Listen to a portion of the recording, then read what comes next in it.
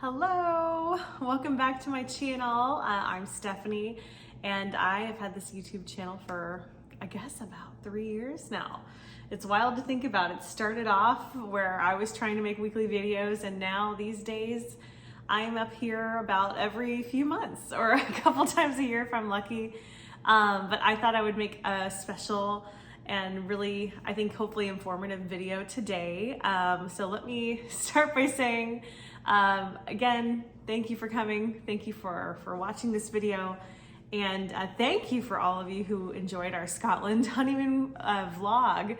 That's actually the video that has done the best on my channel. And that was wild to us because we just thought we were having just a simple, funny little time. And it just really resonated with everybody, and I'm glad everyone enjoyed it. Hopefully we're gonna get back there one day. You know, the two of us since then have had just a simple kind of working summer, and we've reflected on our wedding and honeymoon the whole time, and we both just keep looking at each other and we're like, there's nowhere else we'd rather vacation for the rest of time. We would like to always go back to Norway in Scotland. But since we got back from our wedding and honeymoon, we found out that we are pregnant. And we found out, golly, in June. And I'm due in February, late February. So yay. I wanted to just do a sit down first trimester recap because I did have some things go not wrong, but some things kind of pop up that were a little scary in the beginning. I did experience quite a bit of symptoms, and now I'm into my second trimester. And yeah, I can definitely tell you guys that second trimester is way better than the first, just feeling your best wise. So let me start from the beginning. We found out in June. I guess I was probably just a couple weeks at that time, probably 3 or 4 weeks whenever it showed up. It was the, by the way, I'm all over the place. If, this is going to be, I'm going to talk about this as tastefully as possible, but obviously when it comes to pregnancy, there's a little bit of TMI information. So if that is something you do not want to hear, or if you are a relative or someone who knows me, maybe skip. But I just want to put out some general things of what happened for other women that, again, are in my shoes. Let me start with this. I am currently 34 years old, and I was able to get pregnant at the end of my 33rd year. So, lots of women listening to this that are older like me, I hope this can be a positive story for you. I was one of those going into all this thinking it was possibly off the table. I was going to a fertility specialist before all of this happened because I had this gut feeling, maybe it's social media, maybe it's that there's just a lot of information out there about infertility, but I've also struggled and had horrific periods over my life, and I could go on and on about how that's influenced me. So I just had this gut feeling, that I might have issues. So I went, got screened, got tested, golly, for, egg count, all that, about a year ago, and things came back well. They just said to work on like my blood sugar and, stuff like that, but that was really about it.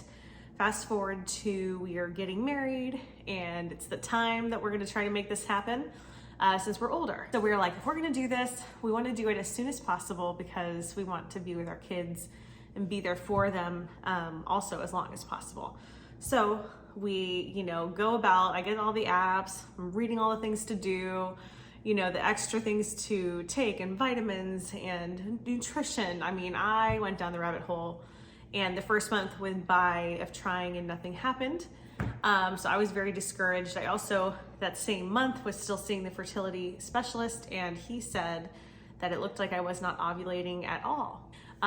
He said based on what he was seeing, and he had done some ultrasound testing, blood testing on me, this is right before, I got pregnant. Golly, that was in April. I went in even in May, and early May, and he was saying, yeah, it doesn't look like you're ovulating. You should have ovulated by now. I'm looking and seeing this, but he did say, he was like, your egg count looks good, but as many of women probably watching this know, just because you have a good egg count doesn't mean it always is going to help you get pregnant. I mean, that's part of the puzzle, but then just the function of everything. So fast forward to, I was really discouraged actually after that. So I first month didn't get pregnant, also got that news. So I spread the news to the family on both sides because it was, you know, everyone's excited to see it. They've been pushing, are you gonna have kids? And it's the usual, you know, questions you get asked after marriage. And I told my husband, I was like, you might have to start telling people, hey, let's not ask Steph about this, because I was just starting to get really emotional about it. After that, we just keep living life, whatever. And then my next period is supposed to come, and it's not. And I was like, oh, irregular, this, that. But then days and days go by, which has not happened since I was like, you know, first starting out as a teenager, when things are getting going. You just, yeah, periods are not fun, people. But yeah, so it was like day 5, and we both were like, just take a test. And I bought the cheapest tests at this point, because I just wanted to just see, and I actually heard that they're pretty accurate, and it turns out they are, because the tiniest lines started to appear, and I was shocked, and I ran out, and I was just, yeah, I'll put in a couple more clips here, and, you know, peed on several more sticks, and all of them lines, and the digital one said pregnant, and here we are now. I don't know. Should we do it like that? It has to be something like more so. What did you find out today? Yeah, I'm gonna be a dad. Oh my God. Here we are now in September, 17 weeks later. So a very, very happy time, very amazing surprise. We are just so excited. So now we tell all our family. I won't go into all of that because then I'll just keep going on tangents, but it was lovely. Tell everyone immediately, well, our immediate family. And then we have to keep the secret from Facebook, you know, at least for so long before you can announce it to the world. So I'm going along, I'm working. It's like, I think weeks 1 through 4 to 5, I feel like nothing. And I'm weighing myself. I'm like so premature. I'm like, I'm not gaining any weight. I don't see anything. I'm trying to like see if the belly's starting to happen. I'm just so excited, and it's first time moms, you guys get it. You're like every day checking and just seeing, and how am I feeling? And let's see. So life's great. We're just living life like normal, working, you know, weekends, just cooking a lot. And then week 5 or 6 rolls around, and I start waking up with this undercurrent of nausea that really not upset me, because of course I knew this probably would come. But I will tell you, I was naive, thinking, oh, my mom and my mother-in-law and so many women I know didn't have nausea at all, and that's probably gonna be me. And it was not, unfortunately. But I will say I was fortunate that I never got sick, like physically ill. I feel like I had close calls, but I always described it to my husband and everyone as I felt like I just had the stomach flu, and I was stuck in that, like, your stomach is sensitive afterwards, just for a couple days. But mine lasted weeks because I'm pregnant. So I was waking up every day, and I was like, oh no. So I got Prego Pops, the little things to suck on at work. I was sucking on mints. I mean, everything I could think of, and I could barely handle that. In fact, all that stuff still makes me feel kind of nauseous, because it like kind of worked, but it didn't take it fully away. It like distracts you. But yeah, and eating was really tough. I lost a little bit of weight, not too much, but just like 5 pounds or so, because I was just like, trying to eat kids stuff, like the simplest mac and cheese, like chicken nuggets. I was trying to eat like the most kid basic PB&J stuff, because that's all that sounded good, like nothing spicy or complex. It sounded good. And it was just a struggle. So weeks 5 through at least 10 were this way. So that's been my experience. That was probably the worst symptom. And then definitely had, along with the nausea for those weeks, had definitely a lot of like tenderness here in the chest area. That's just something from the beginning I've had, and I still feel it to this day. So this might just be how they feel the whole time. I've also had quite a bit of just kind of bloating, and after I eat, I can't sit on the couch upright. I like sitting and bunching it all up. Like I have to lay down flat, but that's in the beginning before you're not allowed to lay on your back. So oftentimes we would eat dinner, and then I'd be like telling my husband, like, we got to go watch a movie, lay in the bed so that my stomach has a chance to like even out. It was the funniest thing. But yeah, so we kind of, I call that like the survival times. We were watching Outlander during this like nauseating 5 to 6 weeks I had. And now I associate watching Outlander with feeling ill and sick. And so it's hard to watch it. It's a weird pregnancy thing. Even though I love, if anyone from Outlander is watching this, which is totally not going to happen, just know I love that show and I'm going to get back into it. We're on season 4. So we're going to jump back in here shortly because good news. So around, let's see, weeks 10 to 11, I started to feel kind of a lifted, definitely everything lifted. I started to just be left, instead of nausea feeling, I just had a bad taste in my mouth most days at the end of eating anything.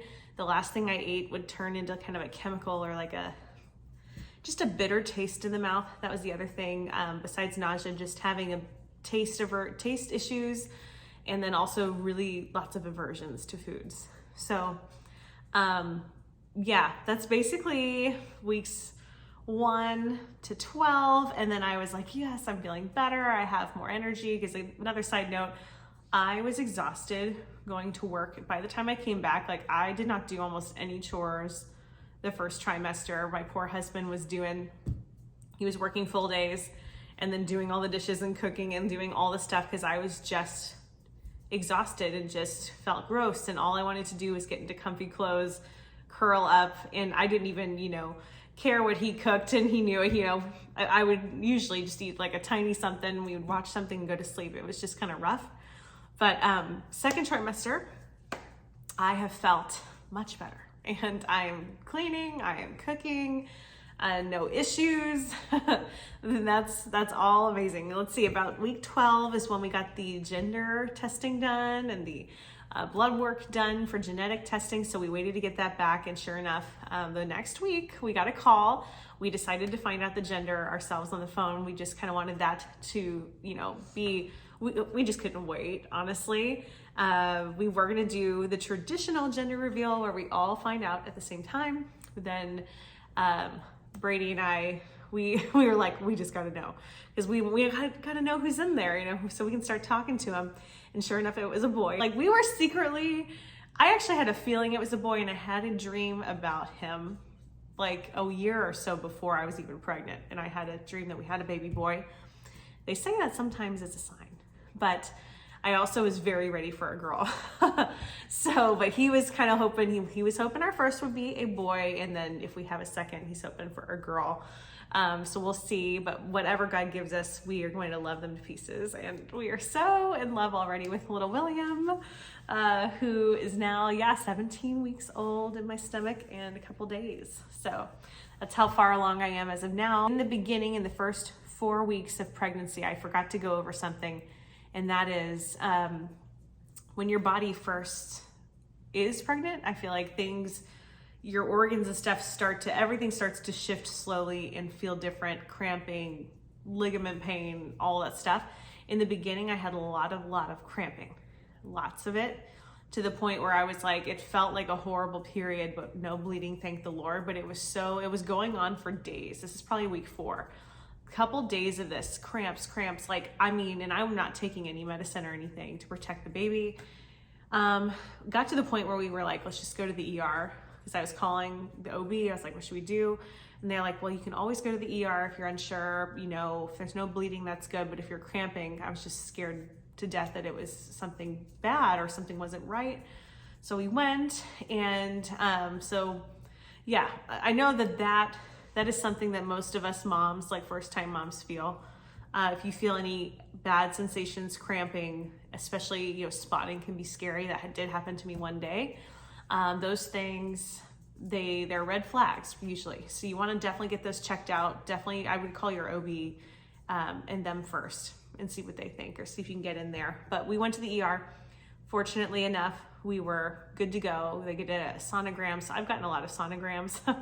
Got one there, blood work, and all the HCG and everything was good and rising.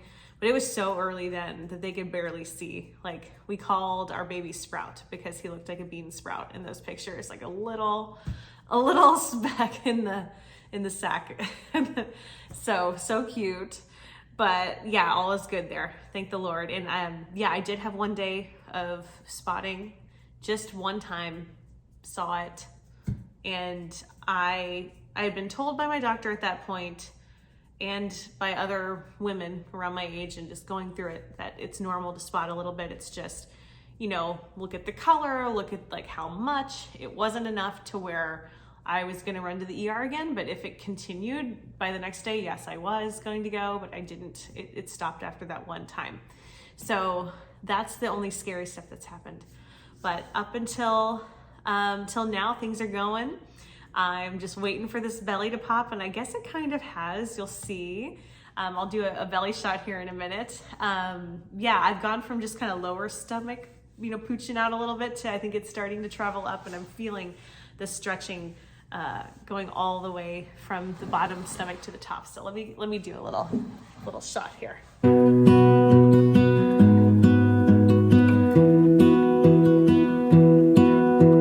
I lose my breath whenever I see you. You stole my heart, what is it that you do? My life was great till you added colors. Like the moon needs the sun, we don't care about the others. So anyway, thank you so much for watching this video. I hope you enjoyed my first trimester recap.